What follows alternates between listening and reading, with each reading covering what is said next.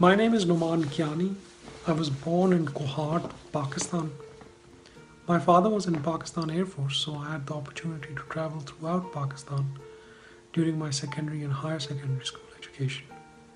I did my higher secondary school from PF Degree College, Peshawar. One of the highlights was that during my first year examination, I was given the third position Federal Board of Intermediate and Higher Secondary School Education Board. From there, I went to do my bachelor's in electrical engineering from NUST, from EME College. After my graduation, I worked for 1.5 years in Pakistan in a research and development organization. Wanted to do my master's, so went to Sweden, did my master's from Sweden, thesis work from Delft University in Netherlands, and also my PhD work from Delft University in Netherlands. And since 2009, I've been working in Netherlands in different research and development and product-oriented companies, working towards wireless signal processing algorithms and wireless products for the semiconductor companies.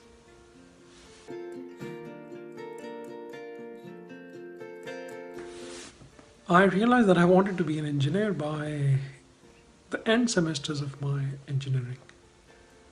I started to enjoy, and the engineering started to intrigue me. The final year projects started to intrigue me.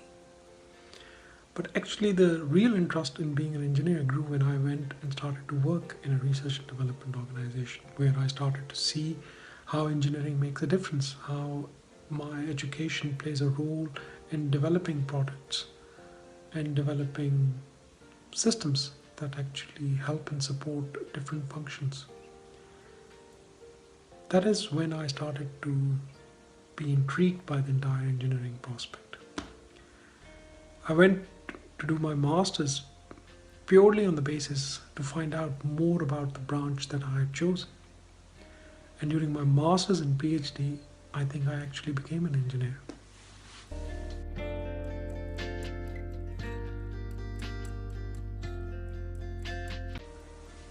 Honesty, hard work, dedication, professionalism to their work, and above all, the humility.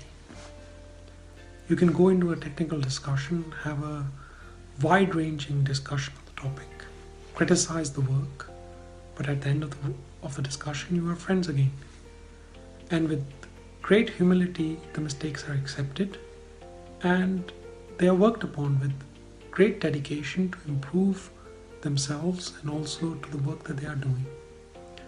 These aspects have actually left an impression on myself and my personality as well.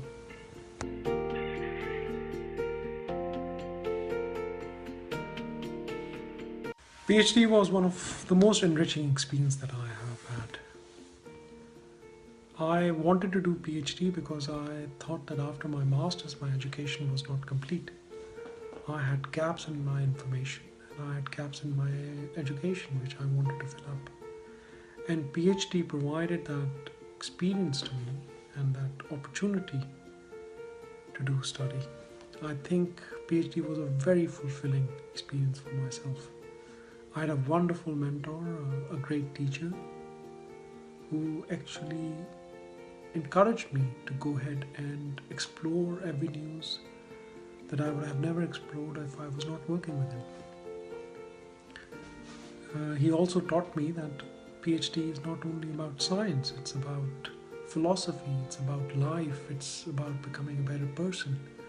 It's about the totality of life and the opportunity to look at different cultures and to read different kinds of books, not only science, and to have the time and the opportunity to do so. Doing PhD truly is a privilege, and I am grateful for that was bestowed upon me.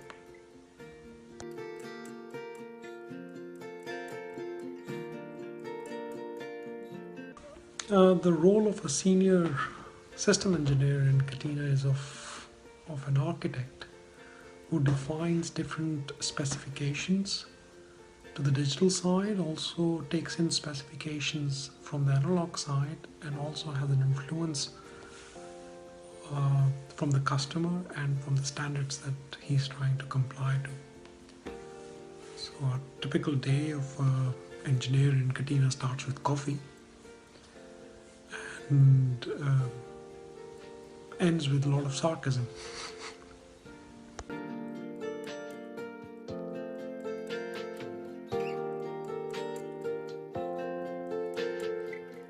In my opinion, success is always a combination of many factors that leads to a very good result.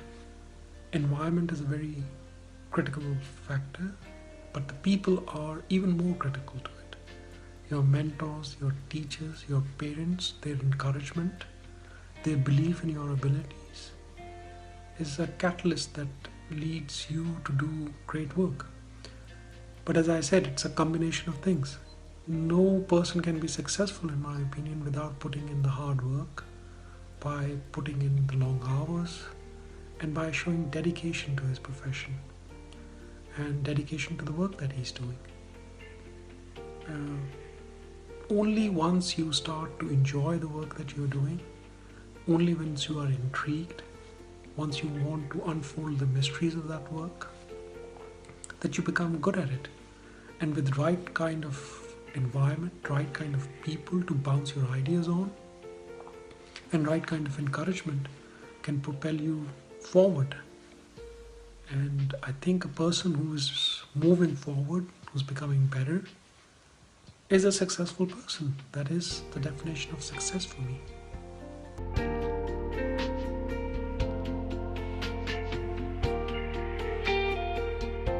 Well, to be honest, I was given a lot of good advice when I was young.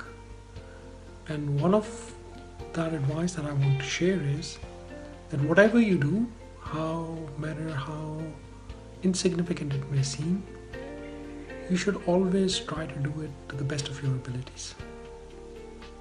You should take everything that you're doing as a challenge,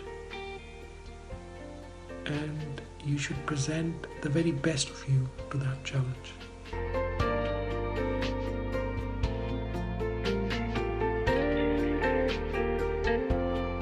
To every engineer, I want to say that if engineering fascinates you, if there are aspects of the engineering that intrigue you, that bring a wow factor in you, which make you wonder, then you're in the right field. And remember, whatever you do in engineering, it's because of a very good reason. We engineers try to solve problems. Every engineering theory is to solve a problem. We are, after all, an applied form of science. So we are applying our knowledge to solve a problem. And this entire solving a puzzle, this entire solving of a mystery should intrigue you, should propel you. In order to do this, you should learn every little thing as good as you can. So one of my advice to young engineers would be that even if you don't understand the importance of what you're learning, try to do it well. Try to learn the basics well.